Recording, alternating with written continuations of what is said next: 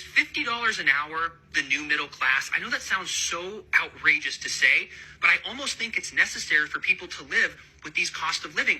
And what's bizarre is the hourlies are not matching up at all. There are people in fast food joints with no experience that can get started for $16 an hour, but yet there's job postings where they want a bachelor's or master's degree starting you off at $17 an hour.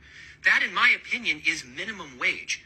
That is $2,300 a month after taxes. Rent is $2,000. Groceries is $1,000. Child care is like $2,000. Not to mention everything else. Like $2,300 people cannot survive on, and that's what they're starting bachelor's and master's degree people on? What? I talked to a guy who was a bartender. He was serving us drinks last weekend, and he said he used to be a school teacher, and he quit because he was only making $50,000 a year, and when he bartends, he makes over $100,000.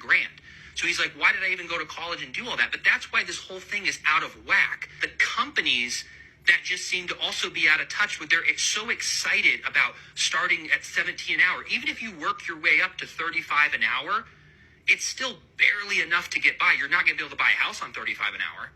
So that's what's out of whack even more than inflation.